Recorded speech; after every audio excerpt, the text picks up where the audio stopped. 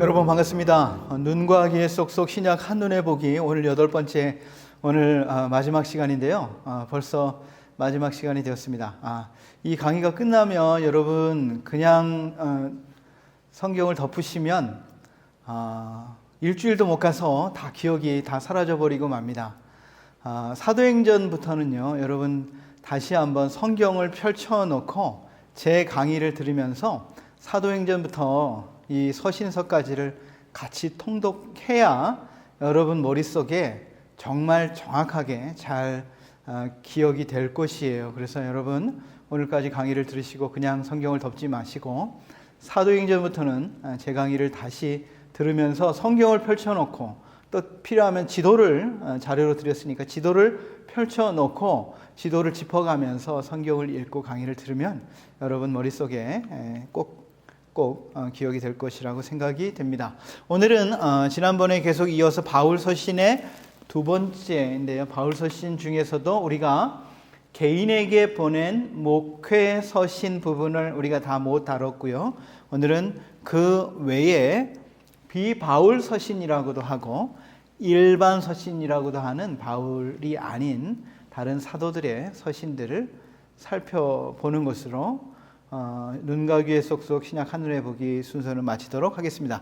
자, 다시 한번 복습을 하겠습니다. 자, 사도행전 13장부터 28장까지의 파노라마라고 했습니다. 바울의 1차, 2차, 3차, 4차에 걸친 선교 여행이라고 했죠. 4차는 사실 4차 선교 여행이라기보다는 바울이 제수의 신분으로 로마에 투옥이 되고 그곳에서 복음을 전하고요. 잠시 풀려났다가 다시 2차로 투옥이 되고 바울이 순교하기 전까지의 이야기다라고 말씀을 드렸습니다. 자, 1차 선교여행 어디로 다녀왔다고 했죠? 갈라디아 지역이라고 했습니다. 몇 년이라고요?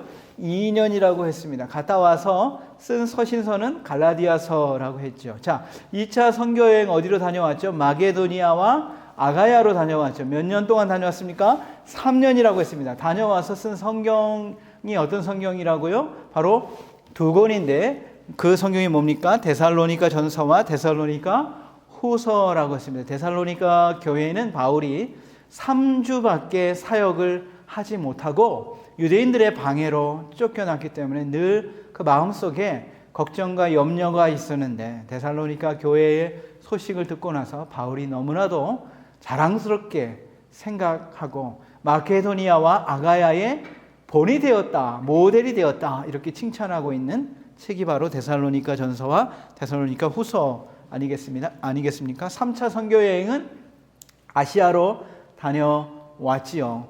몇 년 동안 다녀왔습니까? 4년 동안 다녀왔습니다. 그 중에 약 3년은 그 에베소에 있는 두란노 서원에서 바울이 성경을 가르치고 많은 제자들을 키웠고 그 제자들이 그 에베소 지역에 있는 많은 교회들을 개척했다는 내용들을 들었고요. 그리고 그곳에서 서신을 보냈죠. 고린도 교회의 문제를 듣고 고린도전서와 2차 선교 여행 때 다녀왔던 고린도전서와 고린도 교회의 고린도전서와 고린도후서의 두 편의 편지를 쓰고 또 앞으로 가게 될 로마 교회에 미리 편지를 보내놓게 되는 것이요. 그래서 3차 선교 여행에서는 고린도전서, 후서, 로마서를 기록을 했습니다. 자, 그 다음에 바울이 로마에 투옥되어서 쓴 서신, 이것을 옥중 서신이라고 하지 않습니까? 애골 빌빌이라고 했습니다. 애를 골방에 넣으면 빌빌 된다고 해서 애골 빌빌인데 이 중에 빌레몬서는 교회 서신이 아닌 목회 서신입니다. 빌레몬이라는 사람 제자에게 보낸 편지예요. 그 다음에 디모데전서, 디모데후서, 디도서도 바울의 제자들에게 보낸 목회 서신이 되겠습니다. 자, 여기서부터 보면요, 우리가 사도행전 다음에 바울 서신이 나오는데 바울 서신이 무엇부터 나오죠? 로마서부터 나오죠. 로마서부터 해가지고 빌레몬서까지가 맨 마지막 서신인데 그게 기록된 순서대로 배열이 되어 있지 않다는 겁니다. 로마서는 요 3차 선교 여행 후에 기록이 되어 있는데 로마서가 제일 앞에 나와 있죠. 갈라디아서가 제일 먼저 기록되어 있지만 갈라디아서가 바울 서신의 맨 앞에 있지 않고요. 바울 서신에 교회 서신이 먼저 있고 뒷부분에 목회 서신이 있는데 요 순서는 어떻게 정했냐 하면 구약 성경에도 선지서도 마찬가지인데요. 선지서의 대선지서, 소선지서, 뭘 대선지서와 소선지서로 구분을 합니까?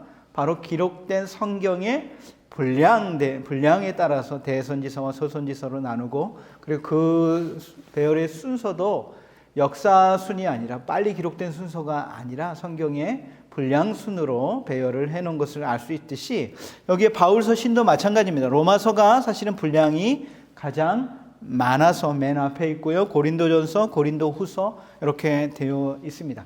요 성경의 분량이 많은 순서부터 앞에 배열이 되어 있다, 이렇게 이해를 하시면 되겠습니다. 사실 오늘날의 성경의 장절, 신약 성경의 장절도 제가 전에 말씀드렸지만 한 500년 전에 스테파누스라고 하는 사람이 장절을 나눈 것이지 그 전까지는 장절이라는 구분이 없었습니다. 그냥 편지, 서신 하나가 통째로 있는 것이지요. 그래서 그 편지의 분량 순으로 이렇게 성경이, 신약 성경이 배열이 되어 있다라고 하는 것이고요. 나중에도 보면은 디모데전서, 디모데후서가 사실 제일 마지막에 기록된 책이지만 디모데전서와 디모데후서가 분량이 많기 때문에 앞에 나왔고요. 디도서와 빌레몬서 비교적 내용이 작은 책들이 뒤쪽에 배열이 되어 있다, 이렇게 이해를 하시면 되겠습니다. 자, 이 사람이 누굽니까? 바로 군대의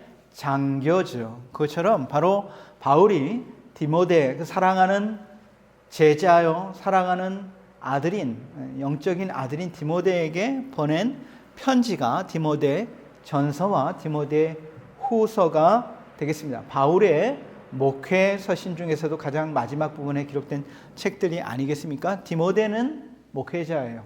에베소 교회의 목회자로 남아 있었기 때문에 그 목회자인 디모데가 어떻게 목회를 해야 되는지에 대한 지침을 주고 있는 것이 디모데 전서다, 이렇게 말을 할 수가 있습니다. 디모데에게 보낸 첫 번째 편지가 디모데 전서고요. 두 번째 편지가 디모데 후서가 되겠지요.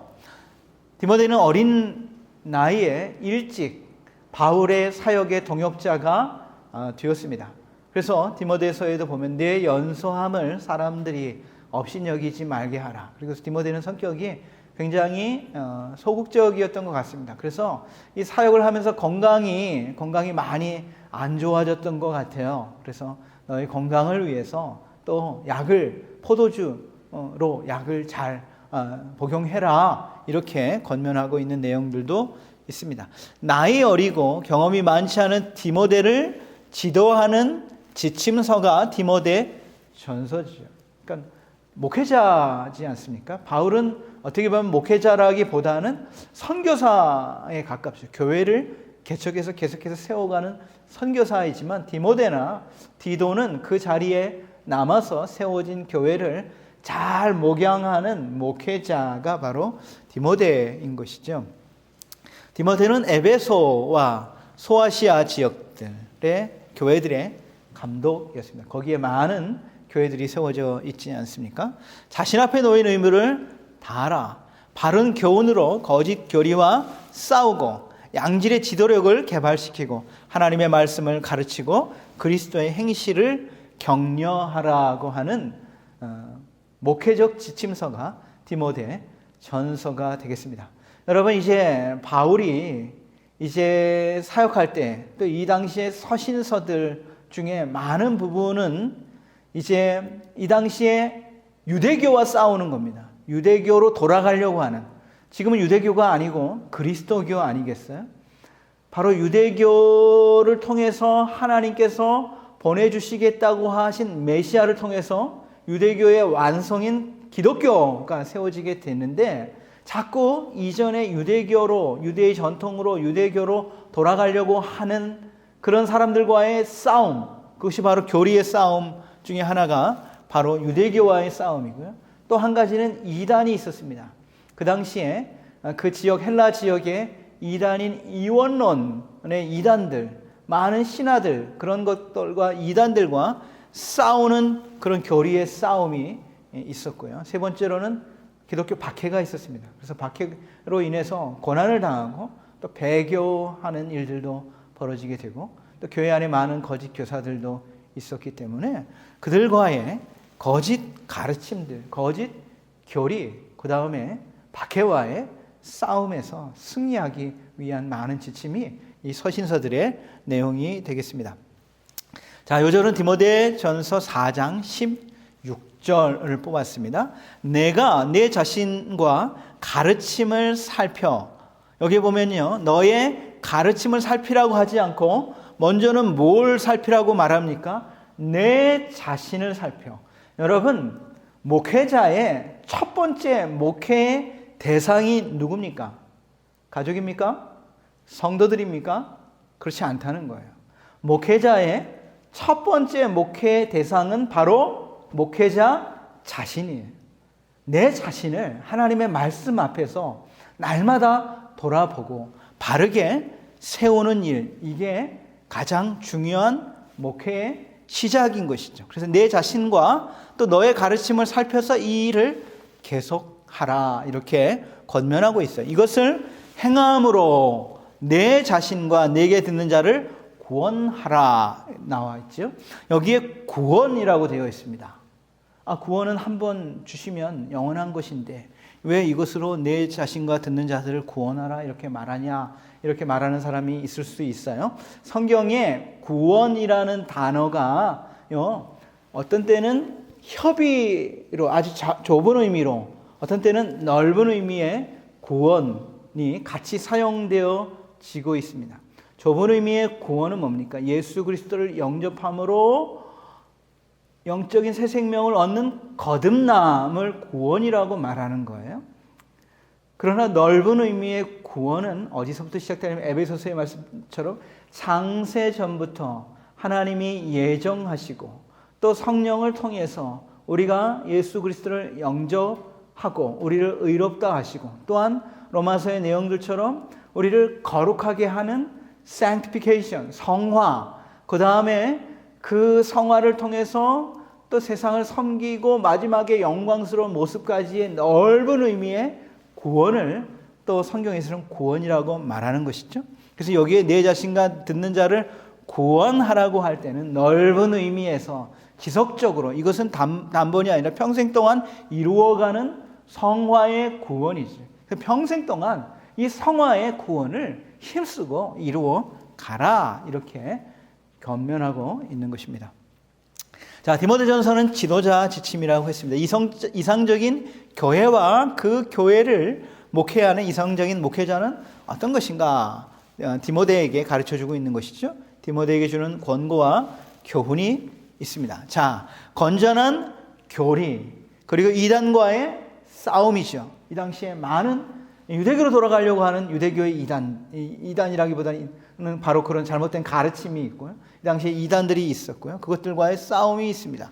그 다음에 건전한 기도 생활, 그 다음에 교회의 건전한 조직으로 감독과 집사를 세워야 되는데, 감독은 어떤 사람이 되어야 되는지에 대한 자격들을 자세하게 기록을 하고 있습니다. 그런데요, 감독과 집사의 자격이 그렇게 다르지 않다는 것입니다. 집사는 믿음이 적은 사람이 받아도 되나? 그렇지 않다라는 것이죠. 그래서 감독도 집사도 잘 준비된 교회의 일꾼들을 세워서 건전한 교회 조직을 세우라, 이렇게 가르치고 있고요. 교회 안에 많은 사람들을 어떻게 목회적으로 대해야 되는지에 대해서 가르치고 있습니다. 과부들이 있어요. 여자들이 있어요. 나이 많은 그런 어른들이 있어요. 그런 사람들을 교회에서 목회적으로 어떻게 대해야 되는지에 대해서 가르쳐주고 있습니다. 디모데에게 목회적으로 가르쳐주고 있는 것이죠. 로마 감옥 혹은 잠시 풀려났을 때의 기록을 했을 것이다, 이렇게 예상을 하고 있습니다. 자, 디모데 후서죠. 디모데 후서는 실제적인 전투 지침입니다. 목회 사역에 있어서의 실제적인 전투 지침을 가르쳐 주고 있는 것이죠. 디모데에게 보내는 마지막 유언이며 바울의 마지막 서신입니다. 그러니까 디모데 후서는 바울 서신 중에서도 바울이 순교하기 바로 직전에 마지막으로 보낸 디모데에게 보낸 두 번째 편지가 디모데 후서이고요. 바울의 마지막 유언이고 지혜와 격려가 담긴 말들을 전하고 있습니다. 경건한 생활, 그 다음에 복음을 때를 얻든지 못 얻든지 전파할 것과 교회에서 생길 배교에 대비하는 것이 중요하다는 것이죠. 67년에 로마 감옥에서 기록했고요. 바울은 68년에 순교했다 이렇게 전해지고 있습니다. 자, 요절은요 4장 6절에서 8절 바울의 마지막 고백인 것이죠. 유언과 같은 고백인 것이죠. 전제와 같이 내가 벌써 부어지고 나의 떠날 시각이 가까웠도다. 전제라는 것이 뭡니까? 전제라는 것은 번제 있죠. 번제는 burnt offering이라고 해서 완전히 제물을 불에 태워서 드리는 제사가 번제인데요. 번제가 이제 거의 다 탈 무렵이 되면 마지막으로 하는 것이 뭐냐면 거기에 포도주를 붓는 것입니다. 포도주를 부으면 포도주에 있는 알코올 성분 때문에 마지막으로 불길이 확 일어나가지고 마지막 남은 제물을 다 태우고 거기에 포도주의 향이 가득하게 하는 마지막 제사의 예식인데요. 그렇게 바울의 인생이 하나님 앞에 다 태워지고 마지막으로 다 쏟아부어져 가지고 다 드려졌다. 그래서 이제 내가 하나님 앞에 갈 시간이 가까웠다 이런 거예요. 그러면서 뒤를 돌아보면서 나는 선한 싸움을 싸우고 나의 달려갈 길을 마치고 믿음을 지켰다. 후회가 없다. 그런 거예요. 지금까지 최선을 다해서 달려왔기 때문에 후회가 없다. 그리고 내 앞을 바라보니까 나를 위하여 의의 면류관이 예비되었다. 저 천국에 주님께서 나를 위해 예비하신 그 의의 면류관이 있는 것을 내가 바라보면서 죽음 앞에 조금이라도 더 살고 싶다 이게 아니라 이제 다 하나님께 드려졌기 때문에 주님이 부르실 그날을 기다리고 있는 것인데 이 의의 면류관은 의로우신 재판장이신 예수님께서 주시는 것이죠. 예수님이 첫 번째 이 땅에 오실 때에는 어린 양으로 오시는 거예요. 세상의 죄를 담당하시는 구원자로 오시는 것이죠. 그러나 예수님이 두 번째 다시 재림할 때는 어린 양으로 오시는 게 아닙니다. 우리의 생명을 구원하시기 위한 구원자로 오시는 게 아니라 심판자로 오시는 것이죠. 왕으로 오시는 것이죠. 재판장이 그날에 내게 주실 것이며 나뿐 아니라 또한 모든 주님을 기다리기를 사모하는 모든 자에게도 이런 의의 면류관이 예비되어 있다. 디모데야, 너도 선한 싸움을 싸워라. 나처럼. 그렇게 말하고 있는 것이죠. 자, 진리를 고수하라는 전투 지침인 것이죠. 현재 시련이 있습니다. 많은 박해가 있어요. 기독교 박해가 있죠. 이 당시에 황제가 네로 황제였었는데 많은 기독교의 박해가 있었습니다. 그리고 장래의 시련을 이겨내라 이런 것이죠. 디모데에게 너의 목회 사역, 목회의 동기, 너의 메시지가 변하지 않도록 첫 마음을 가지라 이런 것이죠. 강한 아들처럼 청지기처럼 군인과 운동선수는 자기의 사소한 일에 얽매이지 않는 것이죠. 농부처럼 그렇게 온유한 종으로 진리의 말씀을 옳게 분별하여 부끄러울 것이 없는 하나님 앞에 인정된 종으로 내 자신을 드리라 이렇게 권면하고 있습니다. 이 시대에 많은 배교의 시대의 말씀으로 싸우라. 그 다음에 목회의 마지막 사역 항상 하나님의 말씀을 바르게 선포하라. 바울의 마지막 확신이 그 뒷부분에 기록이 되어 있는 것이죠. 자, 디도서가 되겠습니다. 디도서는 바로 행동 지침입니다. 디도도 디모데와 같이 바울이 낳은 믿음의 제자여 영적인 아들과 같은 사람이 디도인데요. 디도는 어디서 목회를 했냐 하면 바로 지중해에 위치한 그레데 섬, 크레타라고 하죠. 바로 그 크레타 섬에 목회자로 남겨졌어요. 근데 그 크레타 섬의 주민들은요, 아주 고약한 사람들이에요. 거짓말쟁이고 도덕적으로 매우 타락한 사람들이었어요. 그래서 그레데 사람들처럼 행동한다는 말은 아주 거짓말쟁이란 뜻으로 사용될 정도로 아주 지독한 도덕성이 없는 그런 사람들이 바로 그레데 섬의 사람들이었었는데요. 그럴수록 어떻습니까? 그럴수록 더 좋은 목회자가 그곳에서 목회를 해야 되겠지요. 그래서 바로 바른 지도자가 필요했습니다. 그곳에서 목회를 할 때 디모데 후서처럼 교회를 조직하고 목회하는 것에 대한 실제적인 지혜를 가르쳐 주고 있습니다.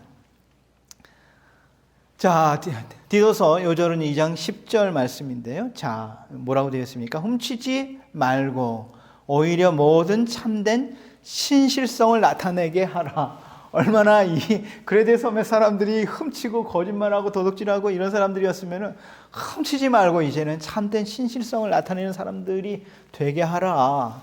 이는 범사에 우리 구주 하나님의 교훈을 빛나게 하려 함이라. 그렇게 선한 삶을 통해서 하나님의 말씀이 더 돋보이고 빛나게 하기 위해서 그렇게 가르치라라고 말씀하고 있습니다. 자, 빌레몬서죠. 빌레몬서는 바울이 빌레몬에게 보낸 목회 서신이지 않습니까? 바로 형제로 묶으라는 것입니다. 누구를? 바로 빌레몬의 종이었던 오네시모가 있었어요. 근데 그 오네시모가 도망을 쳤습니다. 그 주인의 재산을 훔쳐가지고 도망을 쳐서 이제 로마로 가는데 로마에 가서 우연히 바울을 만나고 바울의 복음을 듣고 바울의 제자가 되었습니다. 바울이 바울 곁에서 바울을 돕는 오네시모도 참 좋지만 너의 원래의 자리로 돌아가라. 그래서 이 오네시모에게 편지를 써서 돌려보냅니다. 너의 주인인 빌레몬에게 돌아가라 이런 것이죠. 골로새 지역의 사람이에요. 빌레몬은. 그리고 사도 바울이 3차 전도 여행 중에 에베소에 있을 동안에 예수를 믿게 된 사람입니다. 빌레몬의 집이 교회가 됐어요. 아주 부잣집이고요. 예배를 드릴 정도로 큰 집을 가지고 많은 종들을 지닌 사람이죠.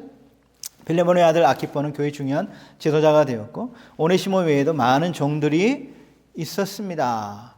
그런데 바로 이 빌레몬이 오네시모가 그 주인의 돈을 훔쳐가지고 돌아갔는데요. 이제 내 주인에게로 돌아가라. 그러면서 빌레몬에게 뭐라고 말하냐면 이제는 오네시모가 예전에 그 종이 아니고 이제는 그리스도 안에서 한 형제가 되었다는 거예요. 그래서 너는 이 오네시모를 종으로 대하지 말고 이제는 형제처럼 그리스도 안에서 가족처럼 대하라 이렇게 말하고 있습니다. 복음이 전해지면요, 그 복음을 통해서 노예와 주인이 한 형제가 되는 것입니다.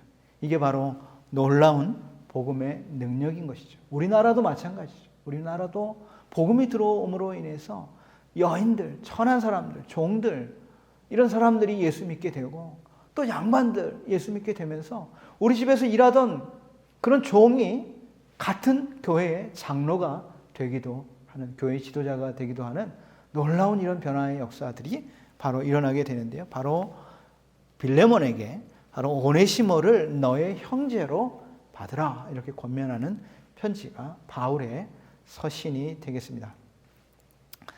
자, 요절은 빌레몬서 16절, 17절이죠. 왜 빌레몬서 16절, 17절입니까? 빌레몬서는 한 장으로 되어 있는 아주 짧은 편지죠. 이후로는 종과 같이 대하지 아니하고 누구를요? 오네시모를 너의 종이었지만 종 이상으로 곧 사랑받는 형제로 둘 자라. 그래서 이제는 그리스도 안에서 다 같이 하나님의 자녀요. 그리스도 안에서 형제로 받으라. 내게 특별하거든. 이게 내는 누굽니까? 바울에게 그렇다는 거예요. 바울에게 이 오네시모가 형제이거든. 하물며 육신과 주 안에서 상관이 된 너의 주인과 종이 된 내게랴. 그러므로 내가 나를 동역자로 알진대 그를 영접하기를 내게 하듯 하라. 이제는 나 대하듯이 오네시모를 대하라. 이렇게 가르쳐주고 있죠. 자, 이제 일반 서신을 보도록 하겠습니다. 바울 서신이 로마서부터 빌레몬서까지 13권이죠.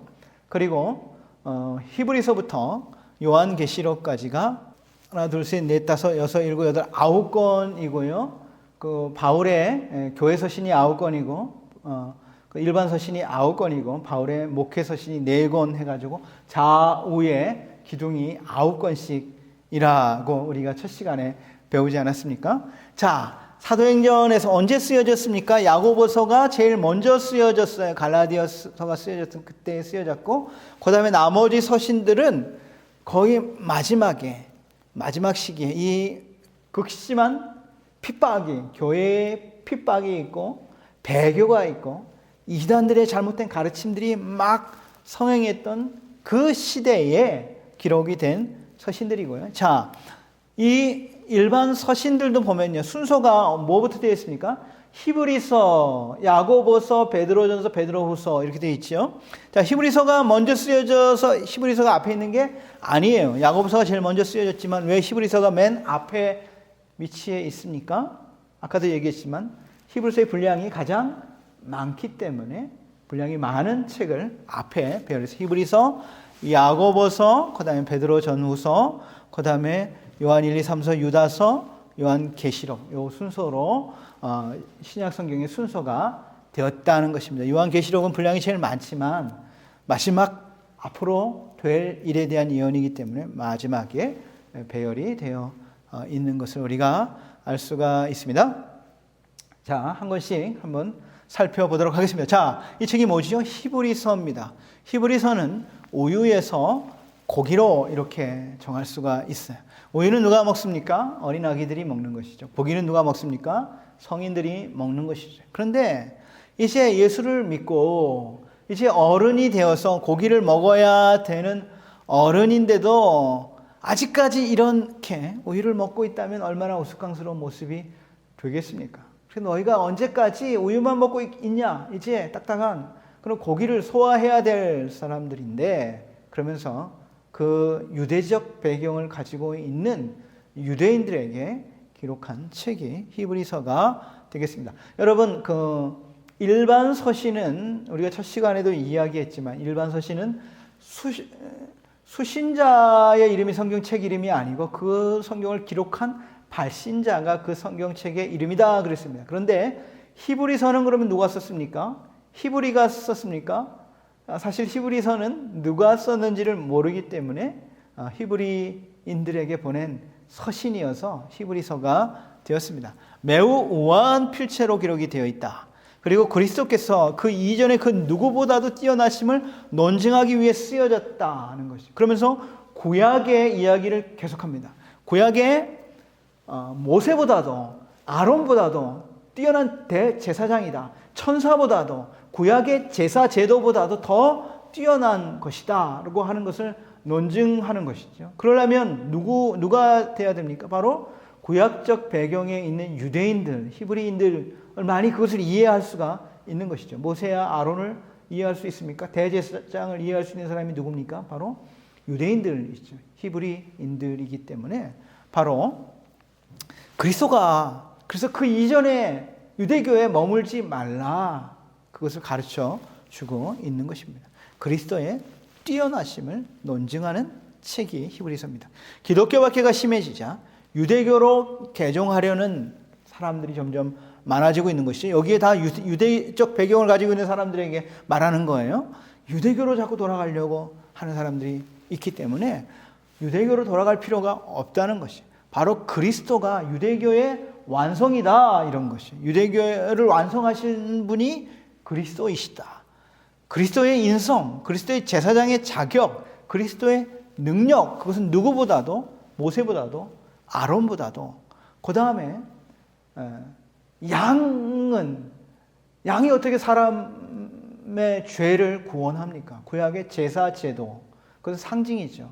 어떻게 사람의 죄를 사람보다 못한 양의 피로 대속할 수가 있습니까? 그 말도 안 되는 일이죠. 그러나 그것은 상징이지만, 그러나 하나님의 피, 하나님의 아들의 피는 모든 사람의 죄를 다 대속할 만큼 충분히 값진 것이다. 그것을 말씀해 주고 있는 것이죠. 저자가 누군지 알 수가 없어요. 그런데 마지막 부분에 보면 디모데를 우리 형제 디모데다. 그러니까 바울과 아주 가까운 그룹에 있는 사람이 아닐까 이렇게 추정을 하고 있습니다. 요절은 히브리서 5장 12절부터 14절 말씀이죠. 같이 읽겠습니다. 때가 오래되었으므로 너희가 마땅히 선생이 되었을 터인데 너희가 다시 하나님의 말씀에 초보에 대하여 누구에게 가르침을 받아야 할 처지이니 단단한 음식은 못 먹고 젖이나 먹어야 할 자가 되었도다. 이런 거. 너희가 이제 어른이 돼서 선생이 되어야 될 터인데 아직까지도 이 젖을 먹는 어린아이가 되어 있구나. 젖을 먹는 자마다 어린아이니 의의 말씀을 경험하지 못한 자요. 단단한 음식은 장성한 자의 것이니 그들은 지각을 사용함으로도 연단을 받아 선악을 분별하는 자들이니라. 이제 장성한 그런 고기를 먹을 수 있는 그런 어른으로 성장해야 된다. 이것을 가르쳐 주고 있습니다. 자, 야고보서죠. 야고보서는 믿음의 척도 이렇게 요약을 할 수가 있습니다. 여러분 여기에 나오는 야고보는 누굽니까? 이 야고보서를 쓴 야고보는 누굽니까? 예수님의 제자 중에도 야고보가 있죠. 세베대의 아들 야고보, 알페오의 아들 야고보가 있지만 여기에 나오는 야고보는 그 예수님의 12 사도의 야고보가 아니고 예수님의 동생 야고보입니다.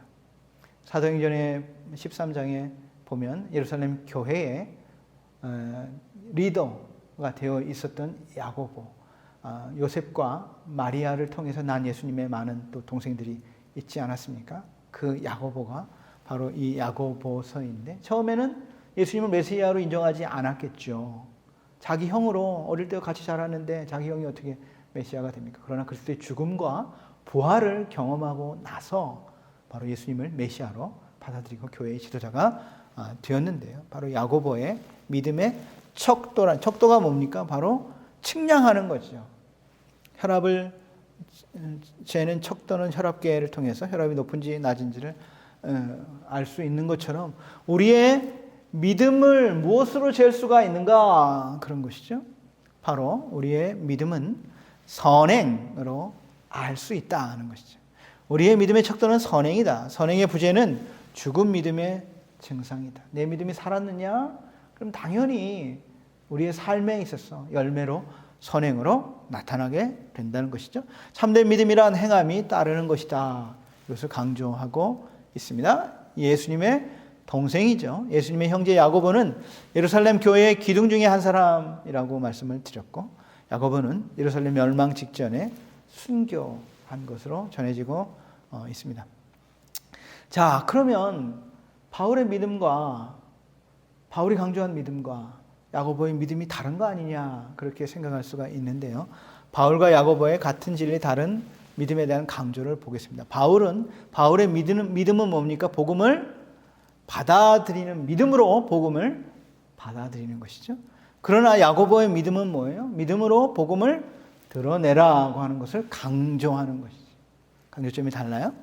우리의 믿음의 뿌리, 복음을 받아들이는 믿음이 바로 그 뿌리를 강조하고 있고 야고보는 열매, 그 믿음을 통해서 나타나는 열매를 강조하고 있는 것이죠. 건물로 보면 기초이고 건물의 본 구조인 것이죠. 드러나 보이는 구조인 것이죠. 여기는 뭡니까? 하나님의 역할이죠. 우리가 믿음으로 구원을 받고 복음을 받아들이는 것. 그것은 하나님의 역할, 하나님이 시작하셨어요. 우리의 구원은 하나님입니다. 그러나 우리의 성화는 우리가 노력하는 거예요. 믿음을 순종을 통해서 믿음을 나타내고 드러남으로 하는 사람의 역할을 강조하고 있는 것이 야고보서의 믿음이다. 이렇게 말할 수가 있습니다. 야고보서 2장 14절에서 17절 요절 말씀이죠. 내 형제들아 만일 사람이 믿음이 있노라 하고 행함이 없으면 무슨 유익이 있으리요? 그 믿음이 능히 자기를 구원하겠느냐? 여기에 있는 구원도 바로 그 구원이 성화의 구원인 것이죠. 만일 형제나 자매가 헐벗고 일용할 양식이 없는데 너희 중에 누구든지 그에게 이르되 평안히 가라 덥게 하라 배부르게 하라 하며 그 몸에 쓸 것을 주지 아니하면 무슨 유익이 있으리요. 이와 같이 행함이 없는 믿음은 그 자체가 죽은 것이죠. 믿음이 있으면 반드시 행함으로 나타나게 되어 있다. 나무가 살아있으면 반드시 열매가 맺혀지게 되어 있다라고 하는 것이죠. 그래서 그런 행함으로 우리의 믿음을 나타내 보이라 이렇게 말하고 있습니다. 자, 수술실에서 수술을 하고 있어요, 의사들이. 자, 뭡니까? 바로 베드로 전서는 목적 있는 고난, 이렇게 한 단어로 요약을 할 수가 있습니다.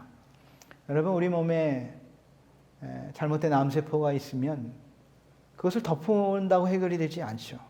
고통스럽더라도 칼을 가지고 그 암세포를 잘라내야 되는 것이죠. 그것은 나를 괴롭게 하는 것이 아니라 나를 살리려고 하는 것입니다.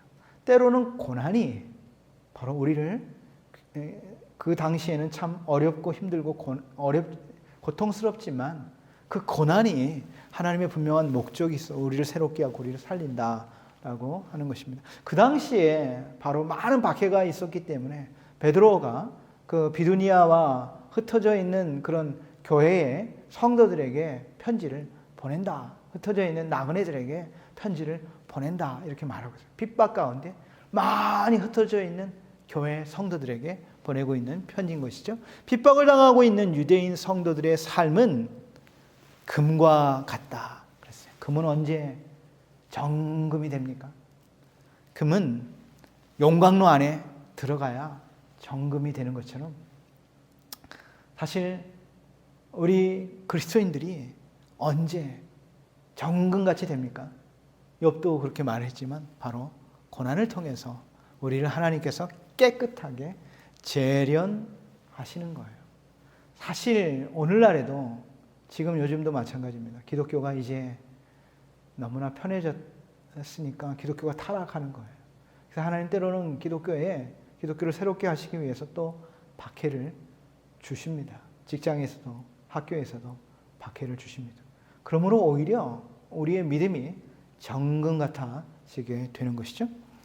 그리스도를 닮아감의 광채를 바라기 위해서는 열과 압력이 가해져야 광채가 발할 수 있는 믿음이 되는 것입니다. 하나님은 우리를 괴롭게 하시기 위해서가 아니라 우리를 새롭게 하시기 위해 고난을 허락하신다는 것입니다. 그래서 때로는 고난이 우리에게 유익하다는 거예요. 베드로가 저자이죠. 베드로는 네로 왕이 죽기 바로 전해인 68년에 바울도 마찬가지죠. 순교했는데요. 바울은 로마 시민권자이기 때문에 십자가형을 당하지 않았습니다. 교회의 지도자 두 사람을 대표로 잡아서 또 사형을 시켰는데 바울은 로마 시민권자이기 때문에 단두형, 그러나 베드로는 유대인이기 때문에 반란죄로 정치범으로 십자가에 매달려 순교했는데요. 베드로는 십자가에 거꾸로 순교했다. 내가 어떻게 나 같은 죄인이 예수님과 똑같은 형을 받을 수 있냐?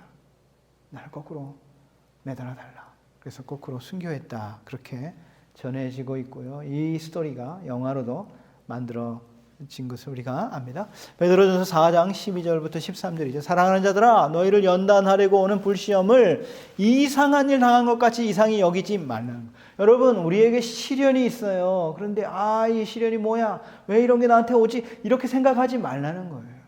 이상히 여기지 말라는 거예요. 시련이 오는 것은 당연한 거다는 거예요. 여러분의 인생에 시련이 있습니까? 당연한 게 왔구나. 올 게 왔구나. 이것을 통해서 하나님이 나를 정결하게 만드시려고 하시는구나. 아멘. 감사합니다. 그러면 그 연단이 여러분을 새롭게 할 것입니다. 오히려 너희가 그리스도의 고난에 참여하는 것으로 즐거워하라. 이는 그의 영광을 나타내실 때 너희로 즐거워하고 기뻐하게 하려 함이라. 그랬습니다. 고난을 통해 우리에게 새로운 은혜와 정결함을 주십니다. 베드로 후서는요, 베드로의 두 번째 편지죠. 교회 안에 독소. 여러분, 독은 어떻게 해야 됩니까? 이것은요, 철저하게 제거해야 되는 것이죠. 교회 안에도 이 독소 같은 요소들이 있어요. 그러면 이것은 사랑으로 품을 게 아니다는 거예요. 이것은 잘라내야 되고 배척해야 된다는 것이죠. 불신자들로부터 핍박을 견디기 너무 힘들지만 믿는 성도들의 공동체 안에서의 변절은 더 고통스러운 것이죠. 교회 안에 이 변절, 이런 것들이 일어나게 되는 것이죠. 외적인 핍박, 내적인 변절, 이게 이 당시 초대 교회의 모습인 것이죠. 교회 안에서의 잘못된 가르침을 퍼뜨리고 있는 거짓 선생들이 있어서 교회를 해롭게 하는 것이죠. 그래서 정신을 차리고 흠이 없이 우리 구주 예수 그리스도의 은혜 가운데 더욱 성숙한 자로 자라가라고 베드로가 마지막으로 격려하고 있는 편지가 베드로 후서가 되겠습니다. 먼저 할 것은 성경의 모든 예언은 사서로이 풀 것이 아니니 그랬어요. 여러분, 이단들도 성경 가지고 하지 않습니까? 신천지, 비유풀이 이런 것들 다 성경을 잘못 해석해 사사로이 자기 멋대로 풀려고 하는데 그렇게 하지 말라는 것이죠. 이것은 사람의 뜻으로 낸 것이 아니고 성령의 감동이라는 말은 영감이라는 말하고 똑같은 말이에요. inspiration이라는 말입니다. 성령께서 영감을 통해서 그 받은 사람들이 하나님께 받아서 말한 것이다는 거예요. 성경의 모든 책이, 모든 성경은 하나님의 감동으로 됐다는 것이죠. 하나님이 창세기 1장에 사람을 만드시고 사람의 코에 이렇게 불어서 생명이 됐지 않습니까? 그것이 바로 인스피레이션인 거예요. 그래서 성경을 기록하는 그 기록자에게 하나님의 영감을 통해서 그 성경을 기록하도록 한 것이 아니기 때문에 이것은 사람의 생각을 기록한 것이 아니라 하나님의 뜻을 기록한 것이다. 이렇게 말하고 있어요. 그 바른 가르침 가운데 거하라라고 하는 것이죠. 자, 요한의 서신입니다. 요한의 서신은 요한복음이 있고 요한 1서, 요한 2서, 요한 3서가 있고 요한 계시록이 있습니다. 여기에 요한은 누굽니까? 요한복음의 저자와 똑같이 바로 사도 요한이죠. 예수님의 제자 요한이죠. 예수님의 제자 요한의 형은 누굽니까? 야고보죠. 세베대의 아들 야고보와 요한 중에 그 형은 가장 먼저 순교했지만 요한은 순교할 기회가 없었던 것이 아니에요. 피해서 도망다닌 것이 아닙니다. 요한도 순교할 기회가 있었는데 하나님께서 특별한 은혜 가운데 그런 고통 가운데서 살려주셔서 생명을 보존시켜 주셨어요. 그래서 요한은 마지막까지 가장 사도들 중에서도 마지막까지 살아 있었던 사도이고요. 요한의 별명이 살아있는 목소리입니다. 예수님의 제자들은 다 죽었어요. 예수님을 직접 만났고 예수님의 가르침을 직접 받았던 사람들이 다 순교를 박해를 통해서 다 죽었는데 마지막에 예수님을 목격하고 또 그것을 가장 잘하는 사람이 요한밖에 없었어요. 그래서 살아있는 목소리를 통해서 예수님이 그때 말이야 이렇게 말씀하셨지, 예수님이 그렇게 하셨지, 이것을 살아있는 목소리로 듣지 않았습니까? 그리고 나서 요한에게 순교하기 전에 당신 돌아가시면 그 얘기를 어떻게 들을 수 있습니까? 당신도 기록을 남겨두시오. 그래서 요한복음과 요한 1, 2, 3서와 요한 계시록이 쓰여지게 되었는데 아까도 말했죠. 믿음의 척도가 있었는데 여기에는 교제의 척도. 이 교제는 누구와의 교제입니까? 바로 하나님과 나 사이의 교제가 바르게 이루어지고 있는가를 측정하는 척도가 있다는 것입니다. 그 요한 1서에 나와 있어요. 하나님과의 교제는 애매모호한 것이 아니고 실생활에서 우리가 볼 수 있다. 교제의 척도가 뭡니까? 내가 하나님과 오늘 교제하고 있습니까? 내가 하나님과 바른 관계를 가지고 있습니까? 무엇으로 알 수가 있습니까? 첫째로는 내 죄를 하나님께 전부 회개했는가? 왜 그렇습니까? 죄가 있으면 본능적으로 하나님을 피하게 되어 있어요. 하나님은 죄가 없으신 분이에요. 그래서 죄가 있으면 우리가 자꾸 하나님은 우리를 멀리하지 않아요. 하나님은 우리를 놓지 않아요. 그런데 죄가 있으면 우리가 자꾸 하나님을 불편하게 생각해요. 그래서 이 죄는요 매일매일 하나님 앞에 가져나가서 회개해야 될 필요가 있습니다. 내가 이거 벌써 이제로 벌써 5번째 회개를 했는데 또 이제 가지고 또 하나님 앞에 나가서 회개해야 되나? 면목이 없는데. 그렇지 않아요. 하나님은 우리 자신을 너무나 잘 알고 있어요. 그래서 우리의 죄가요, 그렇게 하나님에게 새로운 뉴스가 아닙니다. 그래서 또 가져나가고 은혜의 보좌 앞으로 또 가져나가게 될 때에 하나님과의 관계가 회복되고 하나님의 보좌 앞에, 은혜의 보좌 앞으로 담대히 나갈 수 있게 되는 것이죠. 날마다 우리의 죄를 회개한 사람은 하나님과의 바른 관계를 가지고 있다. 두 번째로, 하나님의 말씀의 빛에 순종하면서 살고 있는가. 오늘 내가 하나님의 말씀에 순종하며 살고 있는가, 이것이 바로 하나님과의 교제의 바른 척도다라고 하는 것입니다. 여러분, 하나님의 말씀이 능력이 있고 살아있고 그런데 그것을 우리가 언제 경험하게 됩니까? 하나님의 말씀이 살아있는 능력의 말씀인 것을 우리가 언제 경험하게 됩니까? 바로 그 말씀대로 순종해 보면 알아요. 순종해 보면 정말 그 말씀대로 이루어지는 것을 우리가 경험하기 때문에 하나님의 말씀이 살아있는 것을 경험하게 되는 것이죠. 오늘 내가 하나님의 말씀에 순종하며 살고 있는가? 그렇다면 나는 하나님과의 바른 교제 가운데 있다라고 하는 것입니다. 형제들에게 사랑을 실천하고 있는가? 하나님은 사랑이시니라 그랬는데 우리가 하나님과의 교제가 있다고 하고 우리의 형제를 사랑하지 못하면 하나님과 교제가 있다고 하는 것은 거짓말이다 하는 것이에요. 그래서 형제들에게 사랑을 실천하고 있는가, 이것을 통해서 우리가 하나님과의 바른 교제를 가지고 있는지를 확인할 수 있다는 것입니다. 사랑하는 여러분, 여러분이 저와 여러분이 바로 이런 하나님과의 바른 관계를 통해서 날마다 하나님과의 교제의 자리로 나아가는 자들이 되기를 바랍니다. 예수님의 제자요 사도 요한이죠. 예루살렘이 멸망하기 직전에 에베소에서 목회를 했고요.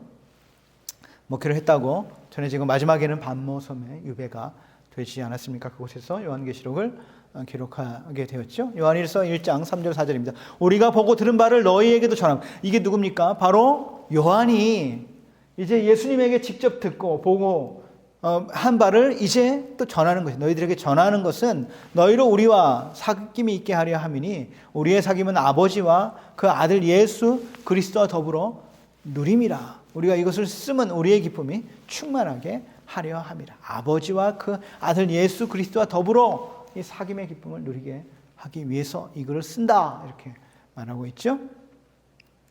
자, 요한이서는 뭡니까? 문을 잠가라. 왜 문을 잠습니까? 바로 이단들, 잘못된 가르침에 대해서는 문을 닫아야 된다는 것입니다. 이단들이 오면요, 그들하고 논쟁할 필요가 없어요. 그 사람들은 우리 얘기를 안 들어요. 약간 토론이 될 수가 없어요. 아예 자기들만의 목적을 이루기 위해서 논쟁하기 때문에 대화가 안 됩니다.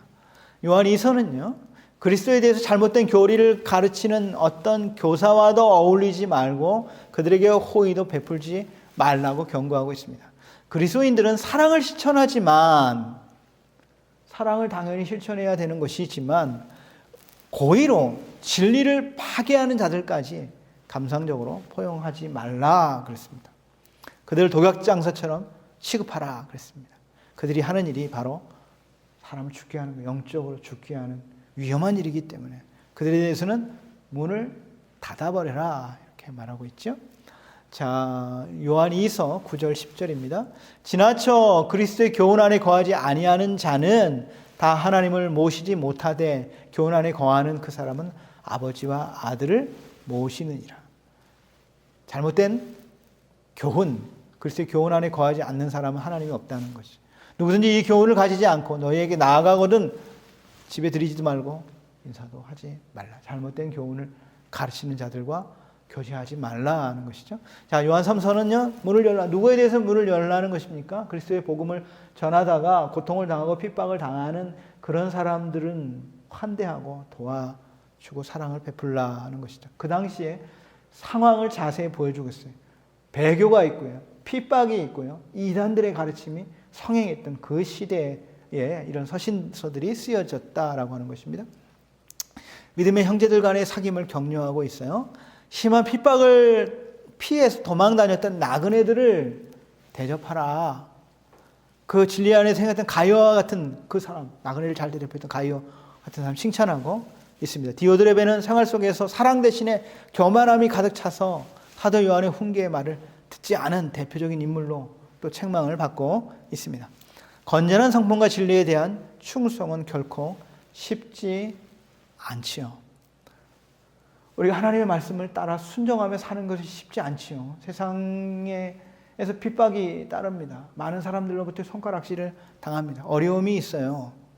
그러나 이러한 것들은 요한의 칭찬뿐만 아니라 하나님의 칭찬을 받게 될 것이에요. 우리가 사람의 평가를 받는 것이 아니고 마지막 하나님 앞에 가서 평가를 받게 될 것이기 때문에 마지막을 바라보고 마지막을 생각하고 오늘 나의 삶을 살아가면 좋겠습니다. 요한 3서 11절 있죠. 사랑하는 자여 악한 것을 본받지 말고 선한 것을 본받으라. 선을 행하는 자는 하나님께 속하고 악을 행하는 자는 하나님을 배웁지 못하였느니라. 이렇게 말하고 있죠. 자, 유다서입니다. 믿음을 위해 싸워라. 여기에 나오는 유다는 누굽니까? 예수님의 제자 중에도 유다, 가리옷 사람 유다도 있지요. 그런데 그 유다가 아니고 이 유다는 바로 야고보의 형제 유다입니다. 그럼 야고보는 누구냐? 바로 예수님의 동생. 그러니까 여기에 나오는 유다도 바로 예수님의 형제, 동생 유다인 것이. 이 유다도 처음에는 예수님을 메시아로 믿지 않았겠죠. 자기 형으로, 큰 형으로. 그러나 예수님의 부활과 죽음과 부활을 경험하고 나서 예수님을 믿는 교회의 지도자가 되었습니다. 많은 배교, 핍박, 고난 가운데 믿음을 가지고 싸우라 이렇게 격려하고 있는 것입니다. 그리스도인들에게 진리 안에서 자신들을 세울 것, 자신들을 바른 믿음 가운데 세울 것, 그다음에 믿음을 가지고 싸우라. 잘못된 가르침들, 이단들, 그다음에 박해와 싸우라는 것이죠. 진리의 말씀을 기억하라. 자신을 끊임없이 양육하라. 배교한 자, 이단에 빠진 자를 긍휼히 여기라. 여러분, 이단의 가르침을 받는 사람들은 문을 열어주지도 말라. 그러나 이단에 빠진 자를 그러나 긍휼히 여기라. 이단에 의해 희생된 사람들을 측은히 여기라. 이렇게 말하고 있어요. 예수 그리스도의 종이라고 말하고 있고 야고보의 동생이라고 말하고 있고요. 고린도서 9장 5절에도 잠깐 나오는데 자기 아내와 함께 선교 여행을 떠났다. 이렇게 유다에 대해서 짧은 기록이 남아 있습니다.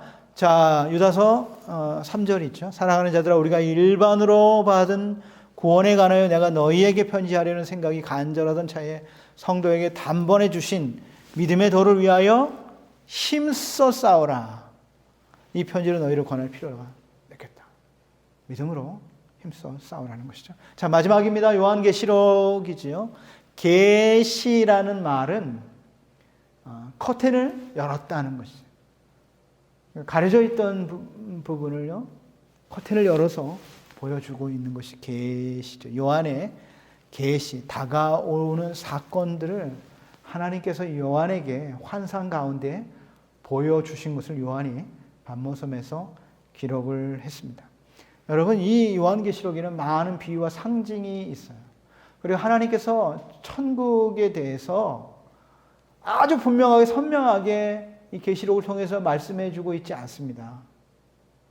그런데 이것을 아주 선명하게 분명하게 풀으려고 하면 잘못된 방향으로 갈 수 있는 것이죠. 그래서 이 계시록에 이단들이 제일 많아요. 하나님이 희미하게 보여주시면 그냥 희미한 정도만 알면 됩니다. 우리가 지금은 거울로 보지만 그때에는 얼굴과 얼굴을 맞대어 볼 것이다 그랬는데 그냥 하나님이 요한계시록을 통해서 그래도 충분히 마지막에 일어날 사건들에 대해서 보여주고 있는 부분들을 우리가 이해하면 되고요. 그리고 우리가 그리스도 안에서 바른 믿음을 가지고 있으면 그게 환난이 먼저 오든 휴고가 먼저 오든 그게 중요하지 않다는 거예요. 하나님의 백성의 마지막은 구원이요 영광이다. 이것을 알 수가 있고 그러나 또한 우리가 마지막 때에 어떤 일이 일어나는지에 대해서는 또 요한계시록을 통해서 보여주신 마지막 때의 모습들은 또 우리가 성경을 통해서 이해할 수가 있어요. 창세기는 시작으로 요한계시록은 다가오는 사건들로 마무리하고 있어요. 하나님의 구원 계획이 마침내 완성된 것, 요한계시록을 통해서 하나님의 거룩하신 이름이 모든 창조물 앞에서 영광을 받으시죠. 요한계시록에 보면 모든 피조물들이 다 죽임을 당하신 어린 양께, 우리에게도 주신 이 면류관을 우리가 다 그 그리스도께 던져버리고 죽임을 당하신 어린 양을 예배하는 천상에서의 예배의 모습이 보여지고 있지 않습니까? 요한계시록은 예언된 사건들에만 초점을 맞추고 있는 유일한 신약 성경이죠. 실제적인 역사를 기록한 것이 아니라 계시, 앞으로 예언된 사건들에 대한 것들을 보여주고 있는 책입니다. 사도 요한이 반모섬에서 유배 생활을 하는 동안에 기록이 되었다. 제가 어떤 유튜브를 보니까 어떤 유명한 우리나라의 신학교 교수님인데, 이 요한계시록은 사도 요한이 기록한 게 아니다. 에베소에 있는 장로 요한이라는 사람이 기록한 것이다. 이렇게 아주 너무 분명하게 말씀을 하시더라고요. 그래서 제가 속으로 저 사람이 학자인데 어떻게 저렇게 이야기하나. 요한계시록의 저자에 대해서는 아주 오랫동안 논쟁이 있었고요. 이미 그 논쟁은 끝났습니다.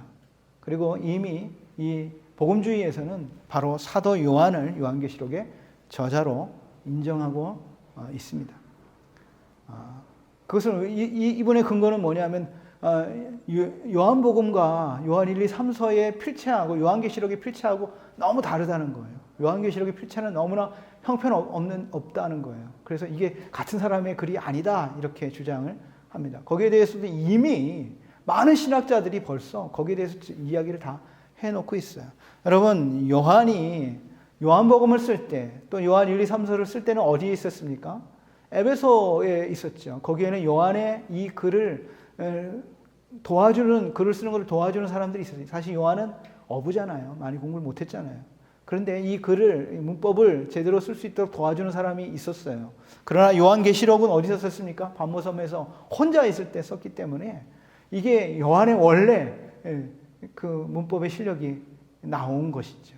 그래서 이게 다른 사람이 다 주장할 이유가 없다. 그리고 이미 그것은 기독교 오랜 역사 동안 벌써 이미 증명이 된 것이다. 이렇게 우리가 이해하고 받아들이면 되겠습니다. 자, 요한계시록 21장 1절 2절이죠. 마지막에 요한이 아주 희미하게 천국의 모습을 보았어요. 새 하늘과 새 땅을 보니 처음 하늘과 처음 땅이 없어졌고 바다도 다시 있지 않다. 여기에 바다는요, 고통을 상징하는 것입니다. 그런 고통이 없다 이런 뜻이에요. 내가 보면 거룩한 성 새 예루살렘이 하늘에서부터 쫙 내려오는데 신부가 남편을 위해 단장한 것처럼 아름답다. 여러분, 이 세상에 있어서 여자 중에요 가장 아름다운 여자가 누굽니까? 바로 결혼식장에 나를 위해 예쁘게 단장하고 다가오는 신부이죠. 그처럼 요한이 표현할 수 있는 최고의 표현으로 신부가 남편을 위해 단장한 것과 같은 그 천국이 새 하늘과 새 땅이 하늘로부터 내려오게 된 것을 아주 희미하게 보여주고 있다는 것이죠. 바로 우리의 마지막이 바로 이것이에요. 저와 여러분이 바로 이것입니다. 오늘 성경이 바로 그렇게 마무리를 하고 있습니다. 저와 여러분이 이 눈과 귀의 속속 신약 한눈에 보기를 통해서 예수님의 드디어 때가 참에 예수님이 오셨고 예수님의 부활과 예수님의 십자가 부활을 통해서 구속을 이루셨고 마지막에 예수님이 다시 오게 될 그 예언만 아직 성취되지 않았습니다. 예수님의 재림은 전 우주적으로 오는 사건이라고 말씀을 드렸습니다. 예수님이 승천할 때에 예루살렘 사람들아 어찌하여 우리를 이상한 듯이 쳐다보느냐, 너희가 본 그대로 다시 오시리라 그랬어요. 그러니까 모든 사람이 보는 모습으로 예수님이 이 땅에 재림하게 될 거예요. 우리가 모르는 사이에 예수님이 왔다든지 내가 재림 예수다 이렇게 말하는 건 말도 안 되는 말이라고 하는 것이죠. 바로 그 예수님이 오실 날이 가까웠습니다.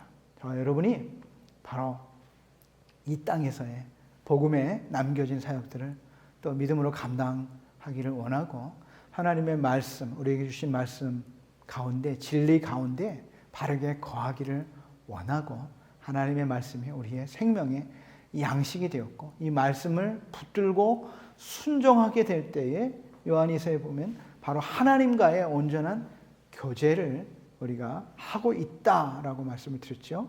바로 우리가 그렇게 날마다 하나님과의 친밀한 교제 가운데 거하는 하나님의 성도들, 하나님의 백성들이 다 되기를 바랍니다. 여기까지 우리가 눈과 귀에 쏙쏙 신약 하늘의 보기를 8강까지 부지런히 왔는데요. 여러분 사도행전부터는 다시 성경을 펼쳐가지고 한번 복습을 할 필요가 있어요. 읽어가면서 지도를 보면서 이렇게 제 강의를 다시 한번 복습하면 여러분의 머릿속에 쏙쏙 영원히 잊혀지지 않도록 기억에 남을 거라고 생각합니다. 여기까지 함께해 주신 여러분 정말 감사합니다.